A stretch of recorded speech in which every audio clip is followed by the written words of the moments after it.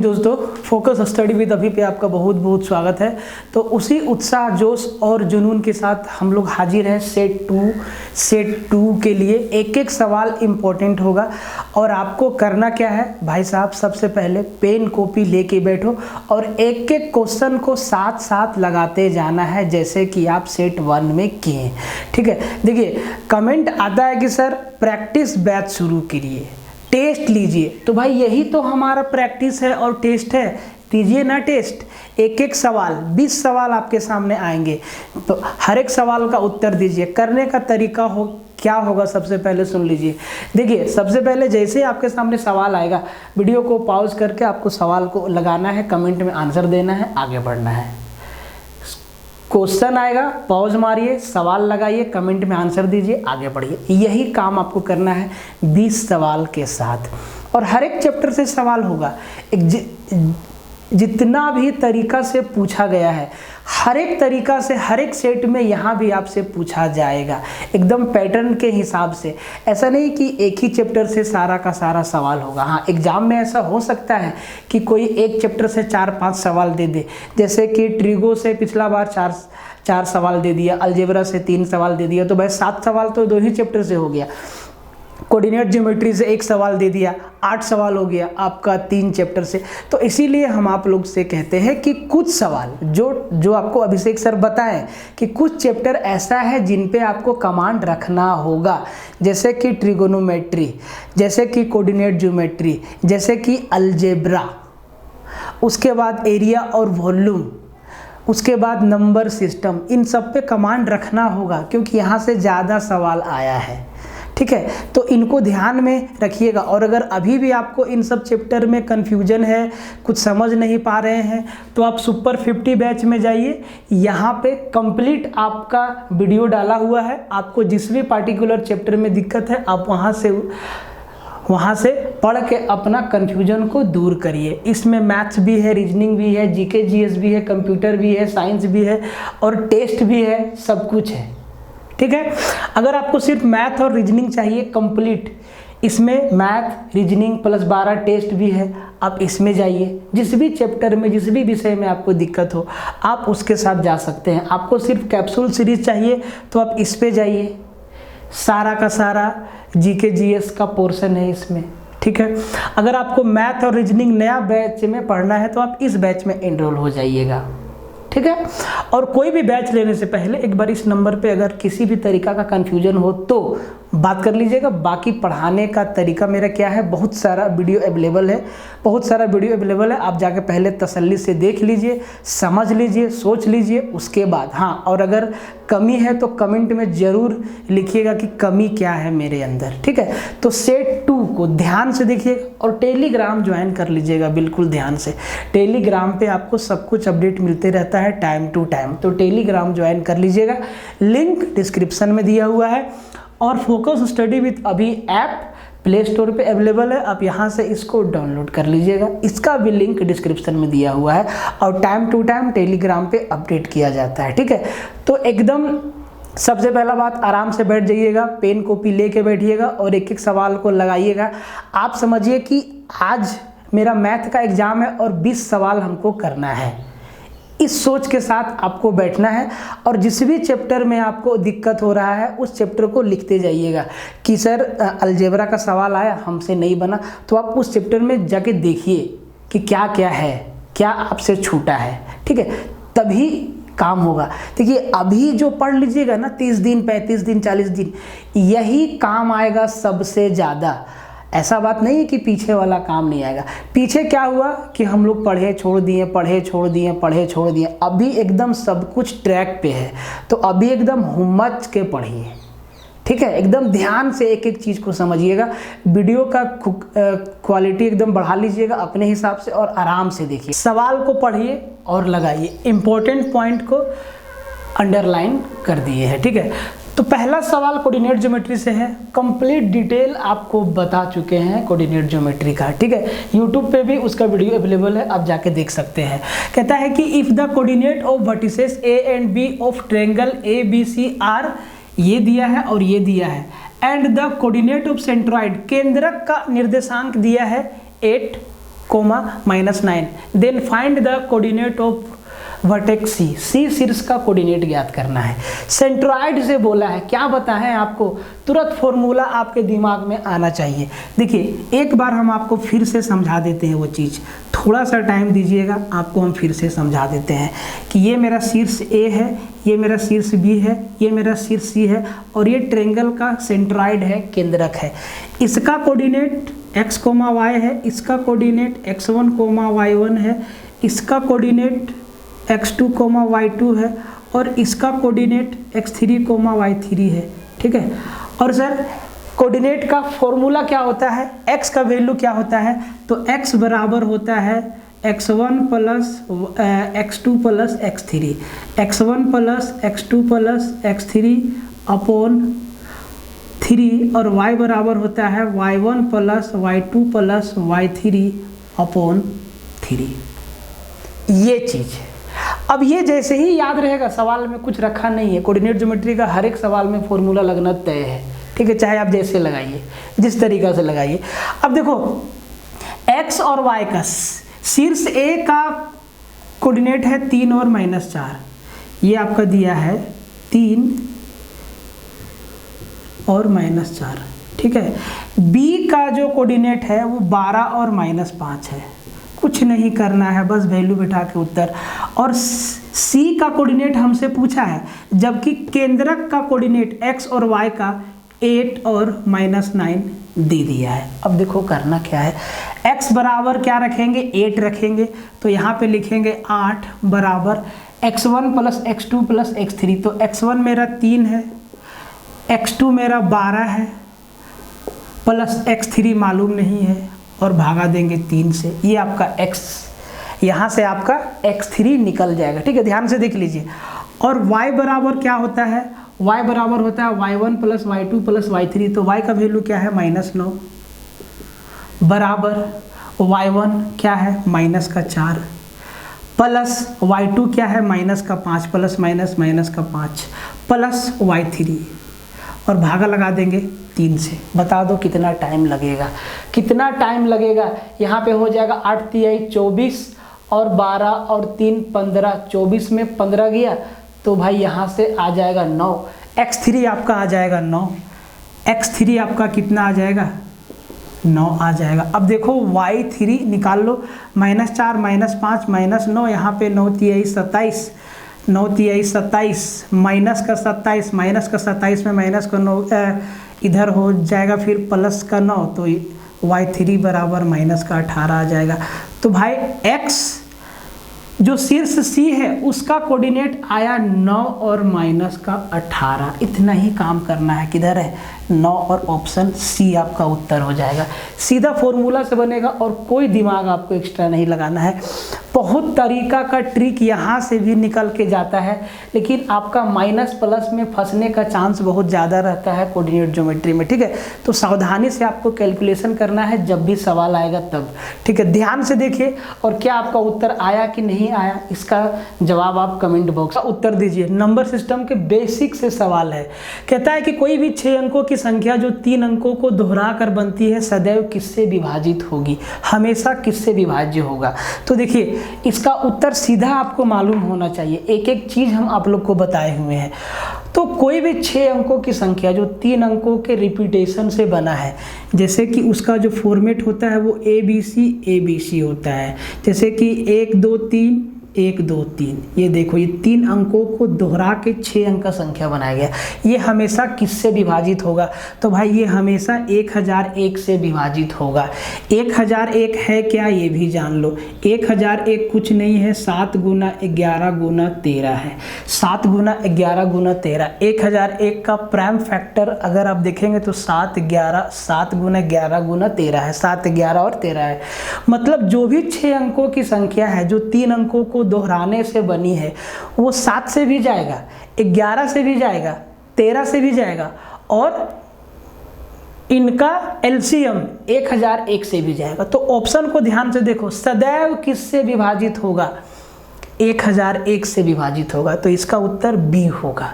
अब देखो अगर ऑप्शन से खेल जाएगा, 7 भी देगा, 11 भी देगा और 1001 भी देगा, देखो तो उस केस में ना वर्ड लिखेगा केवल 7, केवल 11, केवल 13 या सभी या 1001। तो आंसर को ध्यान से, जो भी 6 अंकों की संख्या है केवल 7 से नहीं जाएगा, केवल 11 से नहीं जाएगा, केवल 13 से नहीं जाएगा, केवल 1001 से नहीं जाएगा, इन सब से जाएगा। 7 से भी, 11 से भी, 13 से भी और 1001 से भी। प्योर कंसेप्ट है। को पॉज मारिए, बनाइए और कमेंट में आंसर दीजिए। सिंप्लीफिकेशन का सवाल है, इस तरीके का सवाल अभी के एग्जाम में आ रहा है, ठीक है। तो ये ना बहुत आसान है, ऐसा नहीं कि आप इसको ध्यान से देखिए, ये बहुत आसान है। ऐसा ना हो कि आप इन दोनों को जोड़ के इनका स्क्वायर निकालिए, इन दोनों को घटा के इनका स्क्वायर निकालिए, फिर दोनों को घटाइए और इसको मल्टीप्लाई करके भाग दीजिए, तब आपको उत्तर देना। नहीं, थोड़ा सोचिए, ये कुछ कह रहा है। आप ध्यान से देखिए, जो नंबर यहाँ पे प्लस में है वही नंबर यहाँ पे माइनस में है। तो ऐसा फॉर्मूला आपको अलजेब्रा में बताएं कि अगर a प्लस बी के होल स्क्वायर को a प्लस बी के होल स्क्वायर में से a माइनस बी के होल स्क्वायर को घटाएंगे तो क्या बचता है? 4ab बचता है। क्या बचता है? 4ab बचता है। और ये हमारा a है, ये हमारा b है, ये है a है और ये हमारा b है। मतलब ये आएगा 4ab मतलब 525 गुना 252। और देखो इस टाइप का सवाल ना इसी तरीके से सजाता है। नीचे भी क्या है? 525 गुना 252। तो ये तो कट जाएगा, क्या सिर्फ 4 बचेगा और 4 हमारा इसका उत्तर हो जाएगा। इतना ही काम करना रहता है ऐसे सवाल में। और जो सवाल अलजेब्रिक फार्मूला पे बेस्ड होता है, सुन लीजिए, जो सवाल अलजेब्रिक फार्मूला पे बेस्ड होता है उसको इसी तरीक़ा से सजाता है फार्मूला के हिसाब से, ताकि ऊपर नीचे कट जाए, ऐसा ही सजाता है, ठीक है। करनी से है, इस सवाल का आप आंसर दीजिए। यदि 9 का पावर m गुना 3 का पावर 5 गुना 27 का पावर 3 बट्टा 3 गुना 81 का पावर 4 बराबर 3 का पावर 9 है तो m का मान बता दीजिए। अब ध्यान से देखिए, सबका सब को हम 3 के बेस में तोड़ सकते हैं, 3 के घात में तोड़ सकते हैं। तो जो 3 है उसको तो 3 रहने देंगे, बाकी 9 है, 27 है, 81 है, इसको हम 3 के घात में तोड़ सकते हैं। घातांक और करने का नियम आपको ध्यान में रखना होगा और ये सवाल आसानी से बन जाएगा, ठीक है। इसका उत्तर कमेंट में ज़रूर दीजिए आप लोग, ठीक है। तो ये सवाल, इसको हम 9 का पावर m है, इसको हम 3 का पावर 2m लिख सकते हैं। बोले सर लिख सकते हैं, गुना 3 का पावर 5 गुना 27 का पावर 3 है, 27 को हम 3 का पावर 3 लिख सकते हैं और गुना में 3 है तो ये 3 का पावर 9। अब देखो जो नीचे भागा में है बेस सेम है तो ऊपर जाके घट जाता है, तो इसको हम 3 का पावर 1 है यहाँ पे, तो 3 का पावर ये माइनस का 1 होगा, गुना 81 को 3 का पावर 4 लिख सकते हैं, 3 का पावर 4 और इसका पावर गुना में है 4, मतलब ये 3 का पावर क्या माइनस का 16 हो जाएगा और ये बराबर क्या हो जाएगा 3 का पावर 9 के, ठीक है। बेस सेम है, पावर को जोड़ देना है। देखो 9 और 5 14, 14 में 16 गया, माइनस का 2 और माइनस का 1 माइनस का 3, मतलब ये कुछ और नहीं 3 का पावर 2m गुना 3 का पावर माइनस का 3 बराबर 3 का पावर 9 है। अब ध्यान से देखो, इसको अगर हम इधर ले जाएं, इसको इधर ले जाएं तो ये इसके भागा में चला जाएगा और ये हो जाएगा 3 का पावर -3। अब 3 का पावर -3 को ऊपर लेके जाएंगे तो प्लस का 3 हो जाएगा, मतलब ये फाइनली क्या हो जाएगा, ये आपका फाइनली हो जाएगा 3 का पावर 2m बराबर 3 का पावर 9 और 3 12। और यहाँ से देखो बेस बराबर है तो घात भी बराबर होता है, ठीक है।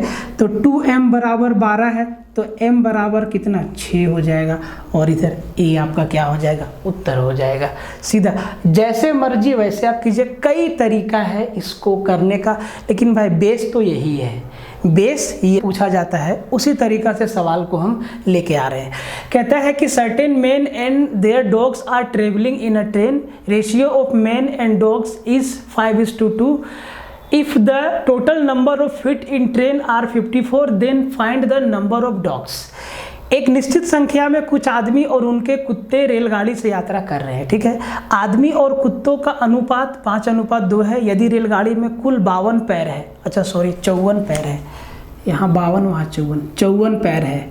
54 पैर है तो कुत्तों की संख्या ज्ञात करिए। एकदम आसान सवाल है, एग्जाम में आने लायक सवाल है, ठीक है।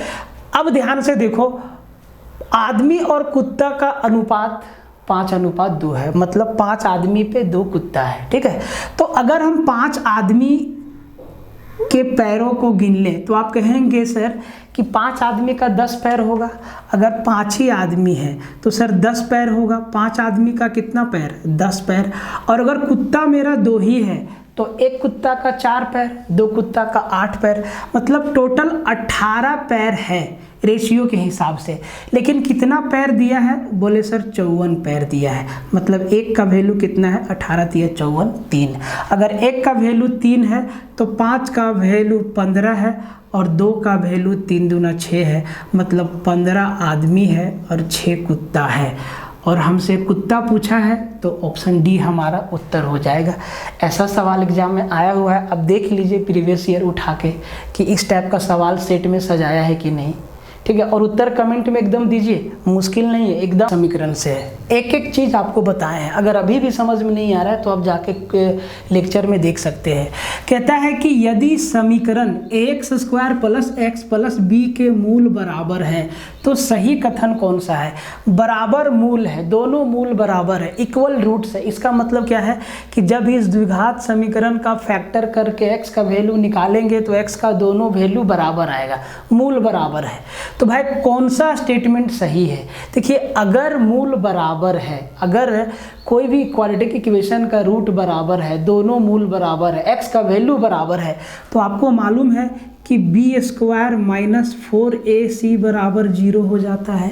b² - 4ac बराबर 0 हो जाता है।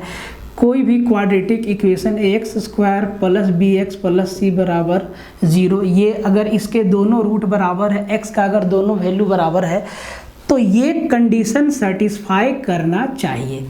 अब देखो, इस इक्वेशन से a का वैल्यू क्या होगा? तो भाई जो x का कोफिशिएंट है वो a का वैल्यू होगा, जो x² का कोफिशिएंट है वो a का वैल्यू है, जो x का कोफिशिएंट है वो b का वैल्यू है, और जो c है वो c के जगह पे है। देखो, x² का कोफिशिएंट a है, x का कोफिशिएंट b है, और यहाँ पे कांस्टेंट टर्म हमारा क्या है? c है। अब यहाँ से a b c का वैल्यू निकाल के आपको उत्तर बता देना है। तो b² सर x का कोफिशिएंट यहाँ b है, x का कोफिशिएंट कुछ नहीं तो क्या 1 है, 1 का स्क्वायर 1 माइनस 4ac, a के जगह पे क्या है? a है, और c के जगह पे क्या है? b है, बराबर 0। यही कंडीशन है क्वाड्रेटिक इक्वेशन का। 3 इक्वेशन होता है, नेचर ऑफ रूट का 3 कंडीशन होता है, तीनों से सवाल आता है, ठीक है। तो भाई अब देखो 1 - 4ab होता है, इसको हम क्या लिख सकते हैं? 1 बराबर 4ab, यही निकल के आएगा ना, इसके आगे तो कुछ होगा नहीं। देखो कौन सा ऑप्शन में है? C नंबर ऑप्शन है, आपका उत्तर हो गया। बहुत आसान सवाल है लेकिन ज़बरदस्त बेसिक कंसेप्ट है इसमें, एकदम आसान है लेकिन एकदम बेसिक कंसेप्ट है। देखो, ये जो समीकरण दिया है वो a और b के फॉर्म में दिया है। आपको जो स्टैंडर्ड इक्वेशन मालूम है ये भी इसी फॉर्मेट में मालूम है। तो ध्यान से, c के जगह पे b है, x का जो कोफिशिएंट है यहाँ पे कुछ नहीं तो क्या है? 1 है। x² का कोफिशिएंट क्या है? a है, मतलब a के जगह पे भी क्या है? a है, ठीक है। तो ध्यान से ऑप्शन सी इसका उत्तर हुआ। और आपका उत्तर आया? ध्यान से देखिए, नहीं आया तो जाके पढ़िए। में अभी तक सवाल नहीं आया है, लेकिन ऐसा नहीं कि नहीं आया तो नहीं आ सकता है, आ सकता है, नहीं भी आ सकता है। प्रैक्टिस में हर एक सवाल को लेंगे, ठीक है। तो इसका उत्तर आप लोग दीजिए। कहता है कि a किसी कार्य को पूरा करने में b से 2 गुना और c से 3 गुना समय लेता है। एक साथ मिलकर वे 8 दिनों में कार्य को पूरा करते हैं। a, b और c द्वारा लिया गया समय दिनों में ज्ञात करिए। मतलब a अकेले काम करेगा तो कितना समय लेगा? b अकेले और c अकेले, सिंगल इनका नंबर ऑफ डेज निकालना है। सीधा एफिशिएंसी पे वार करो, क्षमता पे हमला करो, ठीक है। ए किसी काम को करने में बी से 2 गुना समय लेता है, मतलब जितना देर में बी 2 काम करेगा उतना देर में ए 1 काम करेगा। यही ना इनका क्षमता है भाई, क्षमता। तो भाई बी जितना देर में 2 काम करेगा, ए उतना देर में 1 काम करेगा। और सी से 3 गुना समय लेता है, मतलब जितना देर में सी 3 काम करेगा उतना देर में ए 1 काम करेगा। ये इनका क्षमता निकल गया। ए का क्षमता 1, बी का क्षमता 2 और सी का क्षमता 3। बनाने का तरीका देख लीजिए। इसी तरीके से आपको एग्जाम में अंजाम देना है, ज़्यादा लिखने पढ़ने की आवश्यकता है नहीं, ठीक है। और टाइम का टेंशन मत लो, टाइम आपके पास काफ़ी रहेगा एग्जाम में, ठीक है, क्योंकि मैथ आपका BC आना है, जिसमें कैलकुलेशन लगेगा वो मैथ और रीजनिंग है। बाकी में तो बस पढ़ना है और उत्तर देना है, ठीक है। अब ध्यान से देखो, ये लोग 8 दिन में कोई काम को कंप्लीट कर लेता है तीनों मिलके। तो भाई अगर तीनों मिलके काम करेगा तो एक दिन में 3 और 2 5 और 1 6 काम होगा। तो सर 8 दिन में कितना काम होगा? बोले सर 8 दिन में ये लोग 48 काम करेगा। टोटल वर्क निकल गया, 48 काम करेगा 8 दिन में। अब अगर ए हर दिन 1 काम करता है तो भाई 48 दिन में कितना, तो 48 काम करने के लिए कितना दिन लेगा? ए लेगा 48 दिन। और बी अगर हर दिन 2 काम करता है तो 48 रोटी खाने में 24 दिन। और सी अगर हर दिन 3 काम करता है तो 48 काम करने में 16 दिन। तो ए अकेले काम करेगा 48, बी अकेले काम करेगा 24 और सी अकेले काम करेगा 16 दिन। डी ऑप्शन आपका उत्तर हो जाएगा। यहाँ लिखो, इसको लिखो, कहानी खत्म करो, ठीक है। XY मानने की आवश्यकता नहीं है, नहीं तो कैलकुलेशन लंबा खींच जाएगा। और कमेंट में उत्तर देते चलिए और देखिए, देखते चलिए कि कौन सा चैप्टर से सवाल बन रहा है और कौन सा चैप्टर से सवाल नहीं बन रहा है। सवाल का लेवल बिल्कुल मॉडरेट एग्जाम के हिसाब से भी है, आसान भी है, मुश्किल भी है, हर तरीके का सवाल आपको देखने को मिलेगा। इसीलिए कमेंट में उत्तर देते चलिए। और अगर कुछ कमी लगता है तो सबसे पहले आप उसको लिखो, हम उसको सुधारेंगे। अगर कुछ कमी लगता है कि नहीं सर प्रैक्टिस में कुछ और आपको ऐड ऑन करना है एक सिलेबस के हिसाब से, ठीक है। वैसे हम पूरा रिसर्च कर लिए हैं और अभिषेक सर को हम इसका डिटेल भी दे दिए हैं, जो कि आपको यूट्यूब पर वो बता दिए हैं, ठीक है। मैथ का रोड मैप और रीजनिंग का रोड मैप तो आप देख लीजिएगा। फिर भी अगर कुछ कमी लगता है, आप लोग बहुत सारा यूट्यूब चैनल देखते हैं, अगर कुछ कमी लगता है तो उसको जरूर से है, बोले ना, हर एक चैप्टर से मिला के सवाल दिए हैं एग्जाम के वेटेज के हिसाब से। बस आपको टारगेट के हिसाब से प्रैक्टिस करते जाना है, ठीक है। कहता है कि यदि sin x minus cos x upon sin x plus cos x बराबर 2/5 है तो 1 plus coat square x upon 1 minus cot square x का वैल्यू क्या होगा। अब ध्यान से देखो, आप इसको 2 तरीका से कर सकते हो। एक तो कंपोनेंडो और डिविडेंडो लगा दो, साइन कोस माइनस प्लस ऊपर नीचे है, CND रूल लगा दो। दूसरा क्रॉस मल्टीप्लाई कर दो, तब भी आप एक ही कंक्लूजन पे पहुंचोगे। अब आप ध्यान से देखो, CND लगाने से पहले एक चीज देखो कि सर नीचे प्लस है ऊपर माइनस है, यहाँ 2 है 5 है, तो एक बार 2 में 5 जोड़ेंगे तो 7 आ जाएगा। लेकिन जब सर आप ध्यान दो कि एक बार 2 में 5 घटाएंगे तो माइनस का 3 आएगा, ठीक है। तो इसको प्लस में बदल लो, मतलब इसको उलट के लिख लो। मतलब आप इसको ऐसे समझो कि ये sin x plus cos x upon sin x minus cos x बराबर अब क्या 5/2, ठीक है। अब लगा दो CND, तो CND जैसे ही लगा देंगे तो सर ऊपर से बचेगा sin x और बट्टा में बचेगा कोस x, और ये 5 और 2 7 हो जाएगा, और नीचे में 5 माइनस 2 3 हो जाएगा। और sin x upon cos x क्या आ जाएगा sir? sin x upon cos x क्या होता है? 10 होता है। sin x upon cos x क्या होता है? 10 होता है।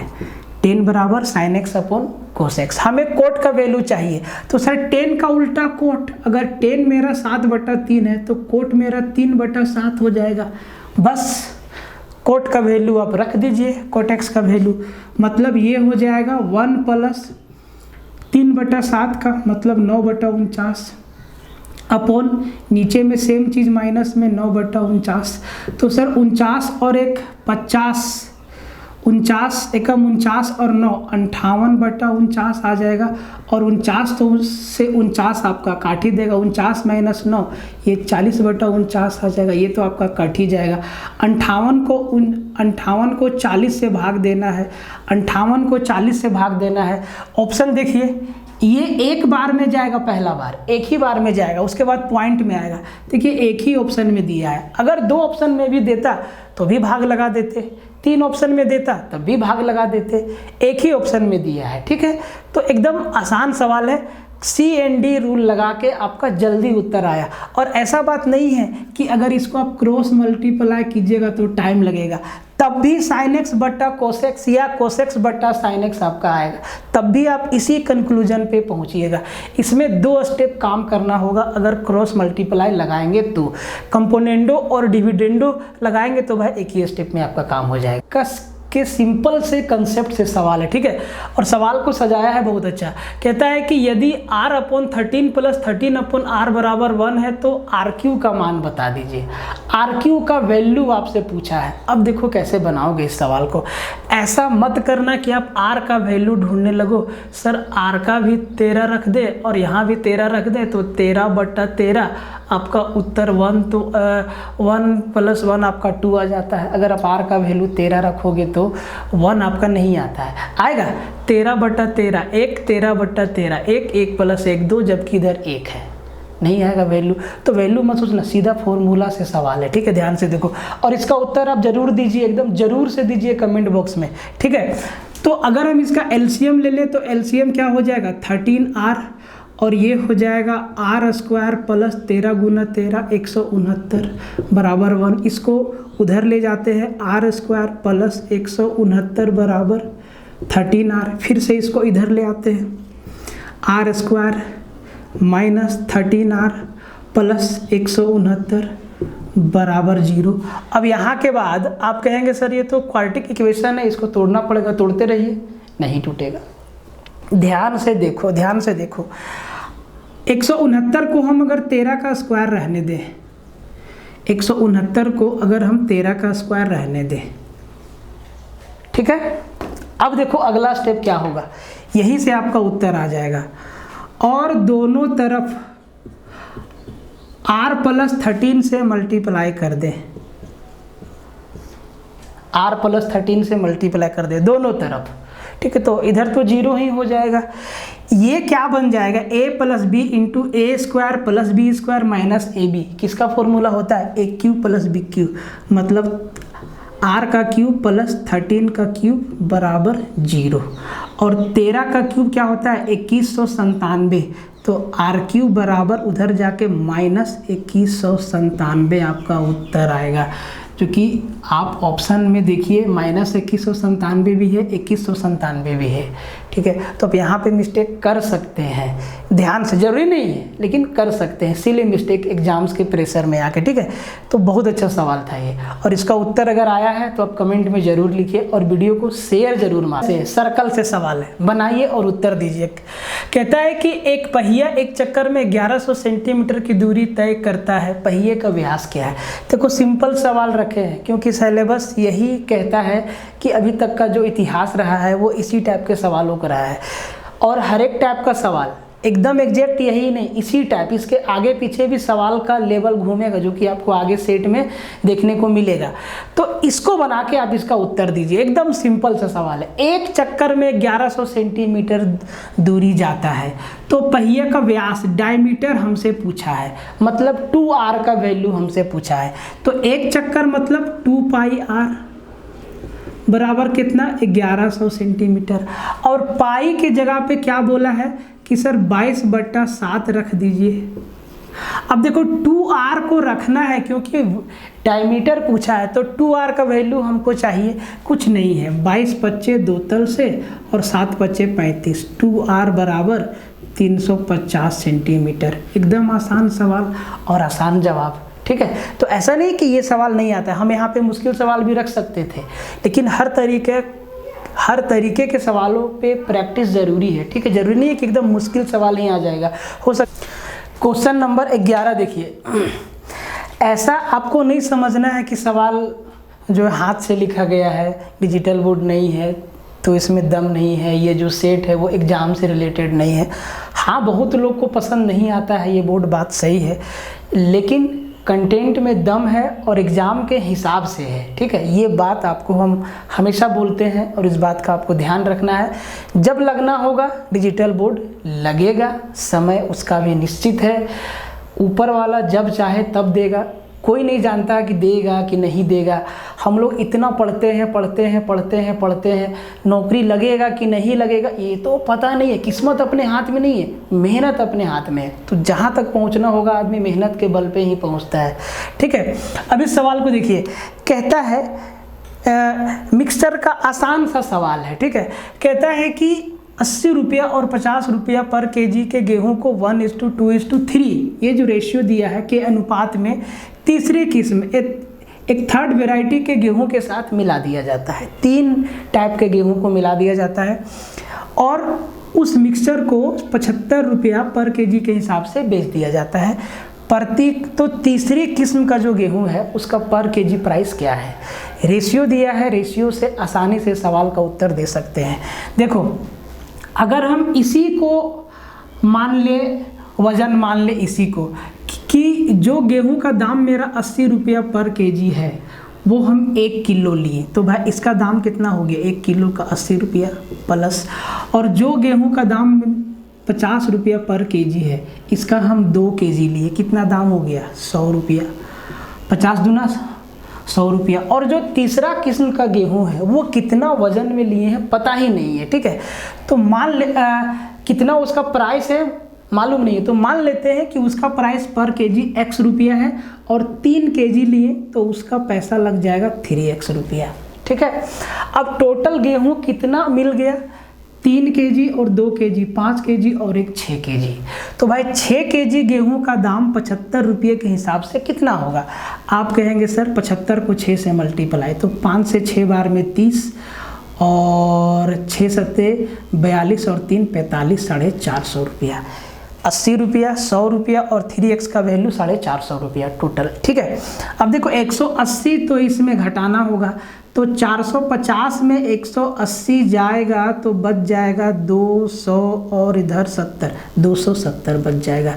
3x का वैल्यू 270, तो सर x बराबर कितना 90 होगा।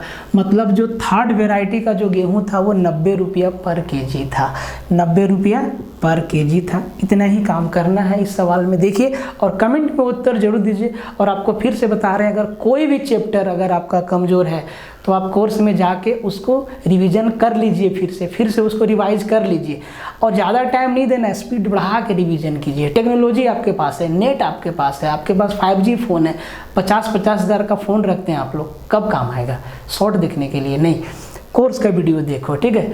जितना भी लोग हैं बैच में आप जाके देखिए कि कौन सा चैप्टर आपका कमजोर है। और ये कहता है कि a conical tent of height 10 metre and base diameter 48 metre.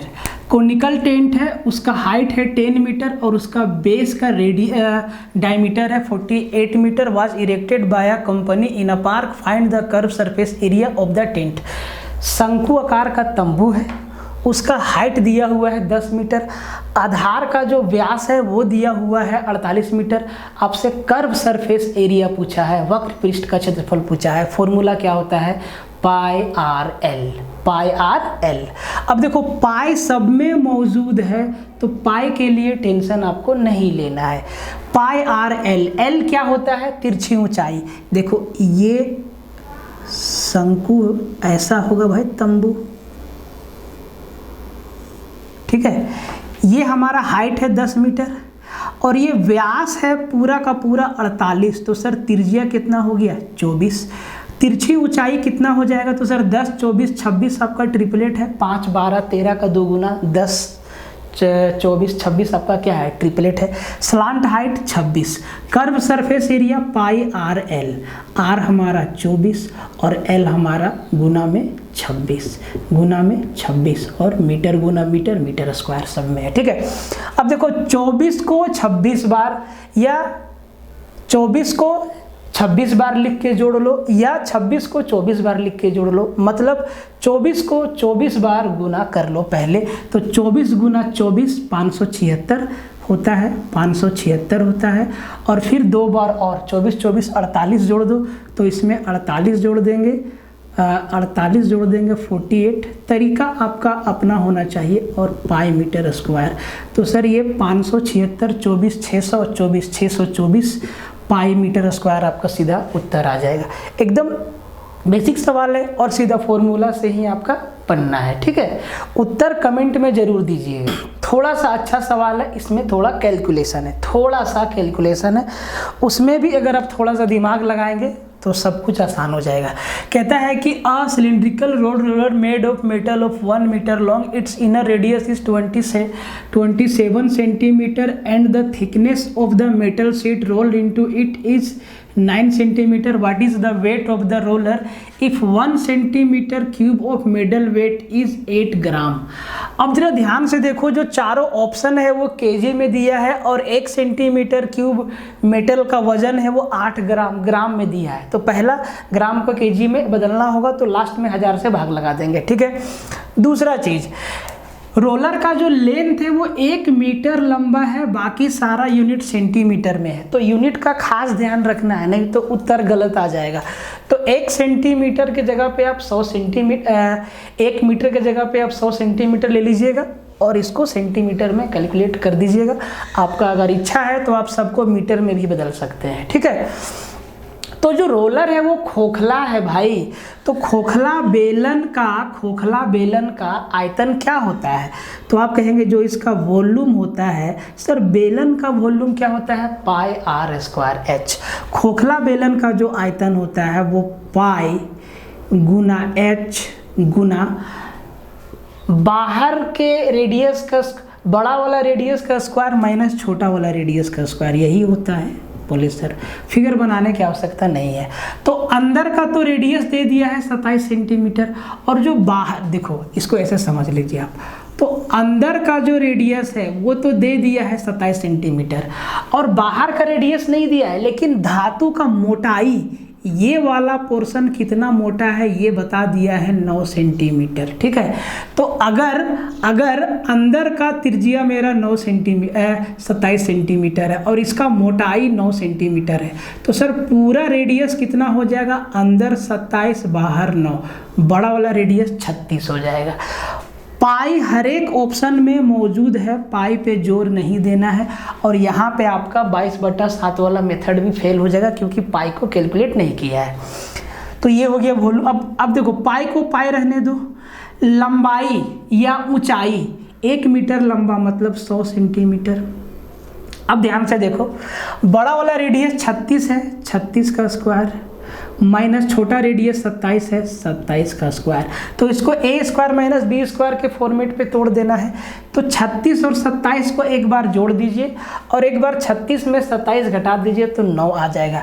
तो 36 और 27 कितना हो जाएगा? 30 20 50 और 6 7 13 63 हो जाएगा।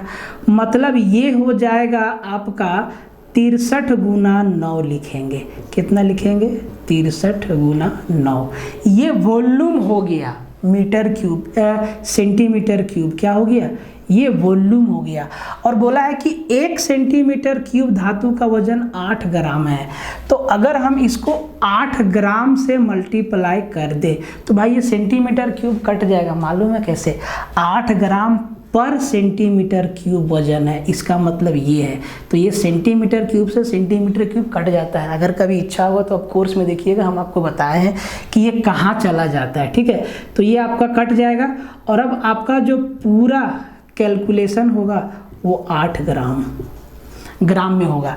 इसको केजी में बदलने के लिए 1000 से भाग लगा देंगे। अब जरा ध्यान से देखो, इसको करना होगा, करने का तरीका बताते हैं, गुना नहीं करना है। आप ध्यान से देखिए, इसमें 9 है, इसमें 7 है, इसमें 8 है, 4 है, 2 है। मतलब जो आंसर होगा वो 9 का मल्टीपल होगा, ठीक है।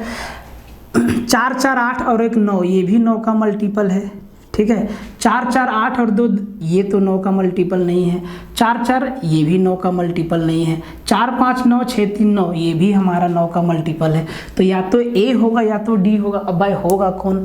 अब ध्यान से देखो, 8 में 4 है कि नहीं? 8 में 4 है, मतलब जो ऑप्शन होगा वो 4 का भी मल्टीपल होगा। तो देखो लास्ट का 2 डिजिट 41 4 से कटता है, नहीं कटता है सर। ऑप्शन नंबर डी हमारा सीधा उत्तर हो गया।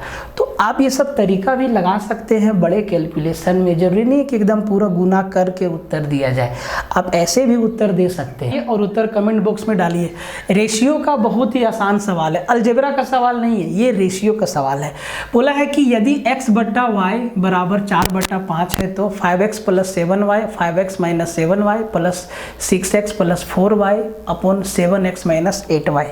यही है सवाल जी, बिल्कुल यही है सवाल। ठीक है, इसमें ऊपर नीचे सेम है, इसमें ऊपर नीचे अलग अलग है। ठीक है, अब जी इसका उत्तर कैसे देंगे, सीधा सा बात है। x का वैल्यू क्या लेंगे 4 और y का वैल्यू क्या लेंगे 5, बाकी बात जो टाइम लगेगा कैलकुलेशन में, यही उत्तर है। तो इसका उत्तर आप दीजिए, आपके भरोसे ये सवाल हम छोड़ते हैं। तो भाई x की जगह पे 4 रख दीजिएगा, यहाँ पे हो जाएगा आपका 20।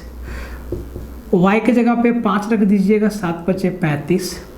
सेम चीज़ नीचे में है 20 - 35 प्लस x के जगह पे 4 6 × 4 = 24, y के जगह पे 5 4 × 5 = 20, नीचे में 7x x के जगह पे 4 7 × 4 = 28 माइनस y के जगह पे 5 8 × 5 = 40। कैलकुलेशन को आसानी से आप कर सकते हैं। यहाँ पे हो जाएगा 55/35 में 20 गया तो माइनस का 15 बचेगा, प्लस यहाँ पे 24 और 20 44/28 में 40 गया तो माइनस का 12 बचेगा, और यहाँ पे minus minus plus minus minus हो जाएगा, यही बचेगा। अब देखो इसको आप अगर ऐसे कैलकुलेट करेंगे तो 12 और 15 का एलसीएम लेना पड़ेगा और कैलकुलेशन बड़ा हो जाएगा।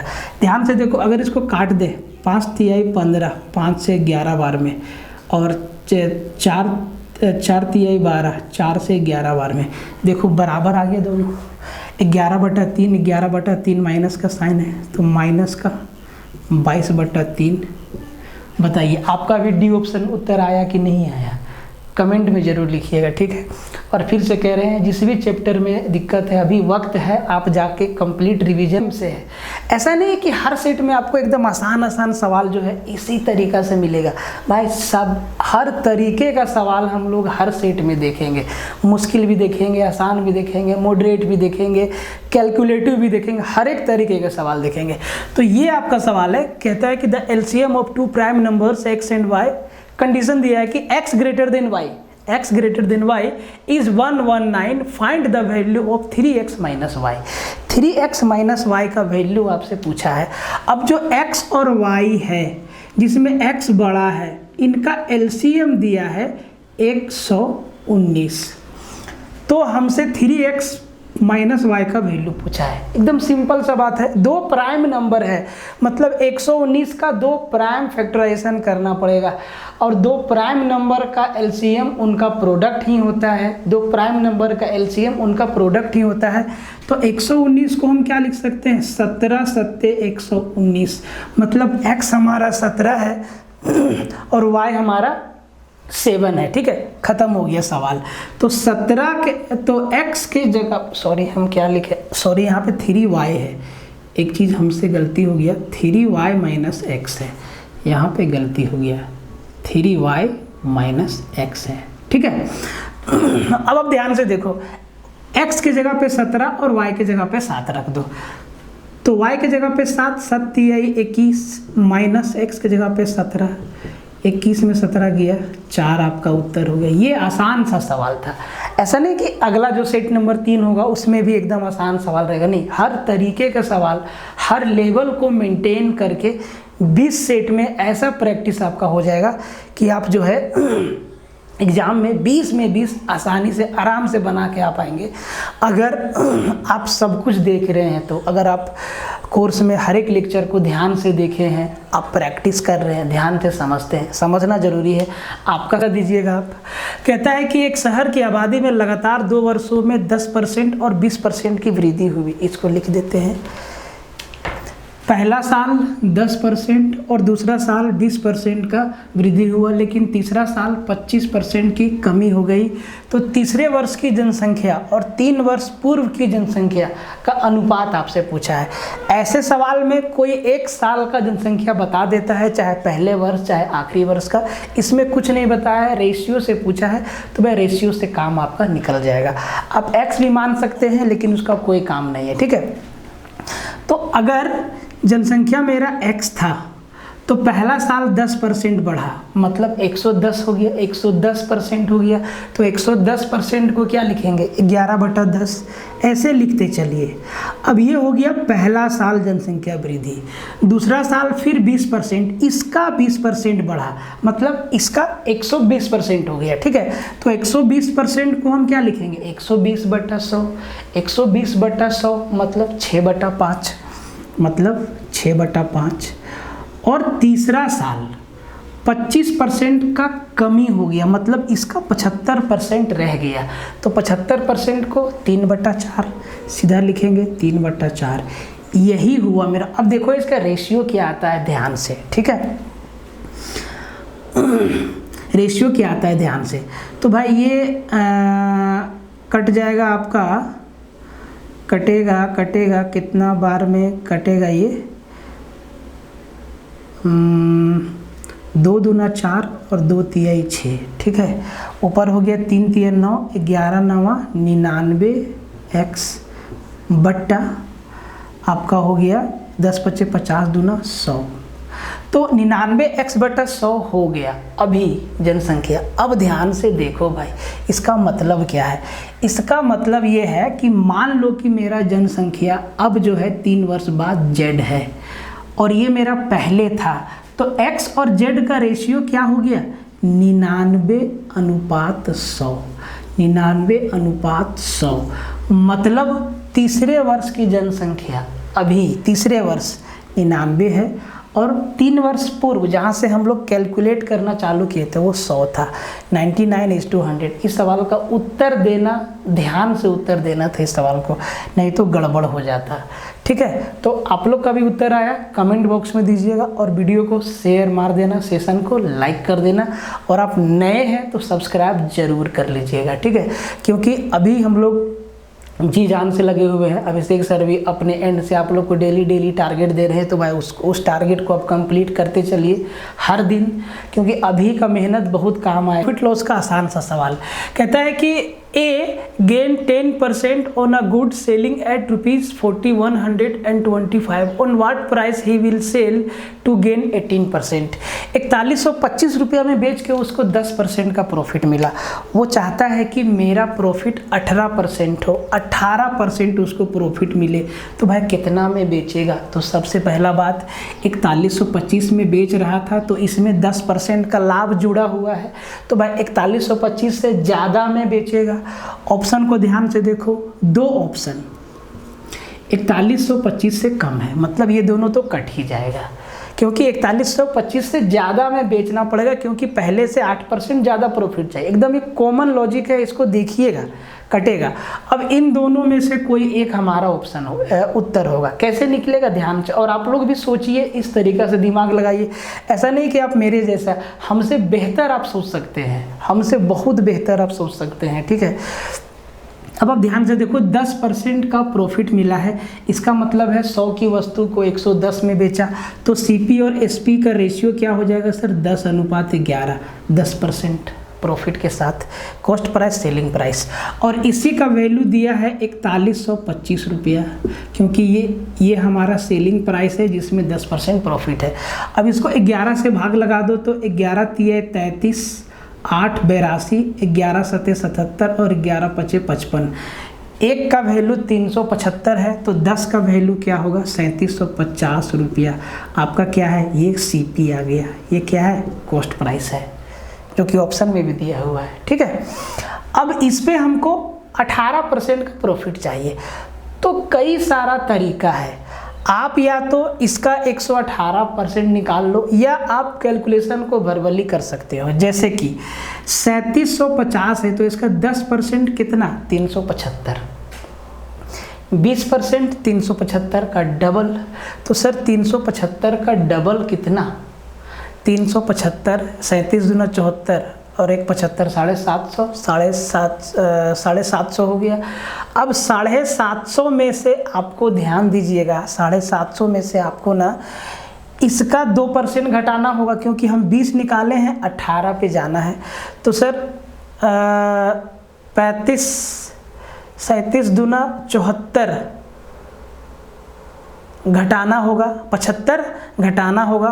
तो यहाँ से बच जाएगा आपका 341, 444, हाँ 4425 आपका उत्तर हो जाएगा। अब अगर आपको मेरा कैलकुलेशन समझ में नहीं आया तो हम किए क्या, भरबली हम यही काम किए, इसका 118% निकाल दिए, 0 0 काट दीजिए, कटम कुटाई कर लीजिए, 4425 आपका आ जाएगा। ठीक है, तो जैसे भी बनाना है, आसान सवाल है। आप इसको ऐसा ना हो कि अब सेलिंग कॉस्ट प्राइस को आप x मान लें, ऐसा मत कीजिएगा, कैलकुलेशन बेवजह बढ़ जाएगा, तब भी उत्तर यही आएगा। ठीक है, और अपना ओनर कभी कभी ऐसा सवाल भी डालता है एग्जाम में जो कि बहुत आसान होता है, और इसका उत्तर आप लोग दीजिए। कहता है कि 2000 की राशि पर 1 पैसा प्रति माह की दर से 4 वर्ष का साधारण ब्याज क्या होगा।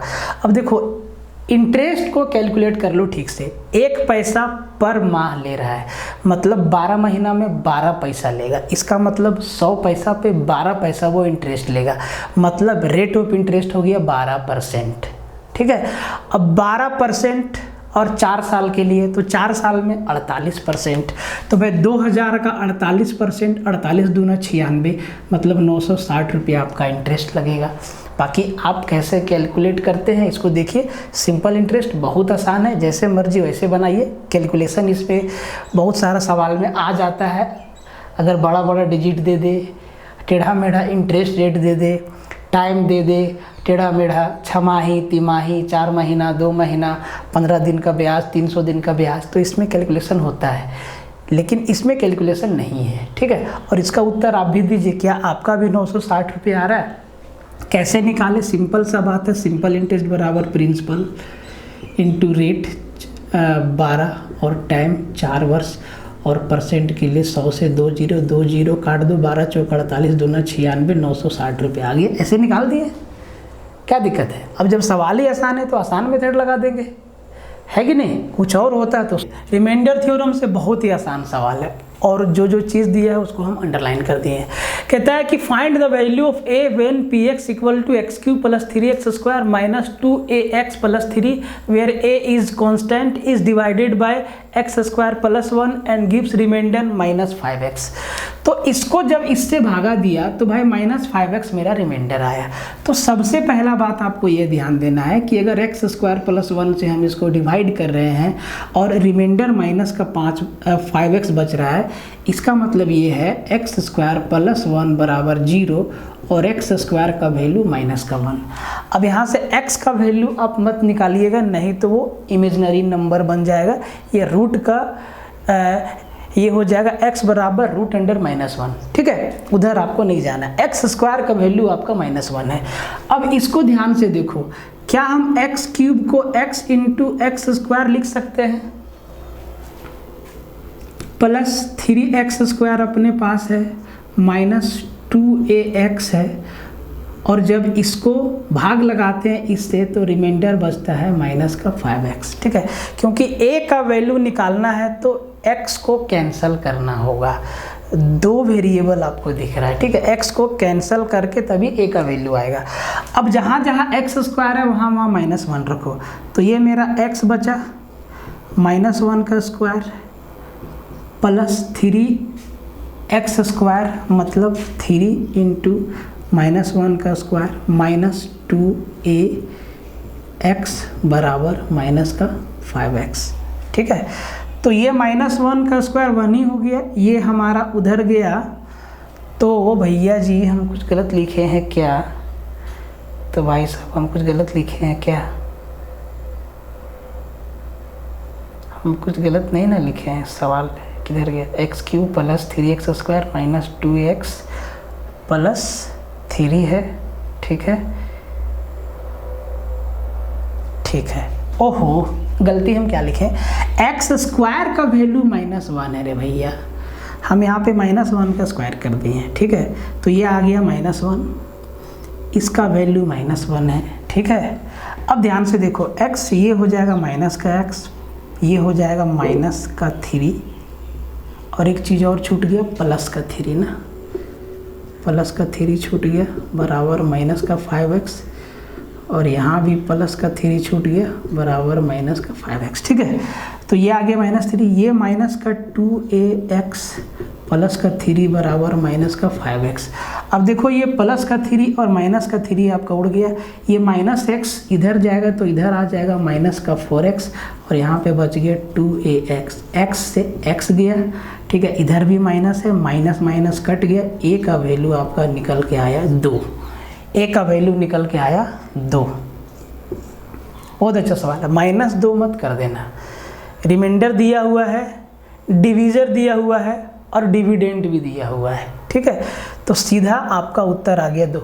आपका भी उत्तर आया कि नहीं, कमेंट कीजिए। अगर आप ऐसे सवालों में फंस रहे हैं तो लेक्चर में हम करवाए हैं, एक बार जाके 2 का आखिरी सवाल, 20 नंबर सवाल कहता है कि यदि √3 tan 2 थीटा -3 बराबर 0 है तो tan theta into sec theta minus sine theta का मान क्या होगा। अब जरा इसको ध्यान से देखो कि जब कंडीशन दिया रहता है, आपको बहुत सवाल बताए हैं ट्रिगो से, करीबन 186-87 आपको सवाल बताए हैं, ठीक है। जब ये कंडीशन दिया रहता है तो कोशिश करते हैं कि थीटा का वैल्यू रख के सेटिस्फाई करवा दें। तो आप ध्यान से देखिए, अगर ये √3 tan 2 थीटा -3 बराबर 0 करना है, या 3 को उधर ले जाएंगे तो बराबर 3 करना है, दोनों में से कोई भी काम। तो सर थीटा का वैल्यू क्या रखें। अब आप ज़रा ध्यान से देखो, अगर हम 45 डिग्री रखेंगे तो थीटा का डबल 90 डिग्री अनडिफाइंड पे ले जाएगा, 0 डिग्री से कोई फ़ायदा नहीं होगा। 30 डिग्री अगर हम यहाँ पे रखते हैं, 60 डिग्री रखेंगे तो tan 120 हो जाएगा, उधर नहीं जाना है, 30 डिग्री पे ध्यान दो। ऐसे आप वैल्यू सोच सकते हैं, ठीक है, 30 डिग्री पे ध्यान दो। और ट्रिगो के हर एक सवाल में आपको कोशिश किए हैं बताने का कि वैल्यू पुटिंग से क्या होगा और बेसिक से क्या होगा, किससे आंसर जल्दी आएगा, देखना सिखाने का भी कोशिश किए हैं भरपूर, ठीक है। इसीलिए ध्यान से देखिएगा लेक्चर को। तो थीटा बराबर 30 डिग्री रख के देखो, तो यहाँ पे हो जाएगा tan 60, ये हो जाएगा √3 इंटू tan 60 कितना, √3 -3 बराबर 0 नहीं आएगा, √3 इंटू √3 3 ही तो आएगा, 3 में 3 गया 0, सही बात है, ठीक है। अब ये जो आपका इक्वेशन दिया है, ये जो आपका दिया है, उसमें आप थीटा का वैल्यू 30 डिग्री रख दो। तो tan 30 डिग्री 1/√3, सेक 30 डिग्री 2/√3, साइन 30 डिग्री 1/2 कर दीजिए, ये आ गया 2/3 माइनस 1/2, ये आ गया आपका 3 दूना 6, एलसीएम कितना 6 आ गया, और 2 दूना 4, 1/6 आपका क्या हो गया, सीधा उत्तर। तो ये आपका भाई 20 सवाल कंप्लीट हो गया। कैसा लगा कमेंट में ज़रूर बताइएगा, इंतज़ार रहता है कि भाई सेशन आपको कैसा लगा। अब बहुत जगह देखते हैं, वहाँ पे आपको क्या बताया जाता है, हम आपको क्या बता रहे हैं, क्या एग्ज़ाम के अकॉर्डिंग है कि नहीं है। रिसर्च के हिसाब से हम जो भी खोजे हैं प्रीवियस ईयर पेपर में, उसके हिसाब से है कि नहीं है। तो इन सब बातों का ध्यान आप रखिएगा, और इन सब बातों का जो मतलब निकलता है, इसका जवाब देना आपका है। आप इसको कमेंट बॉक्स में लिखिए, बिना हिचकिचाहट के लिखिए। अच्छा, कमी जानेंगे तभी ना दूर होगा भाई।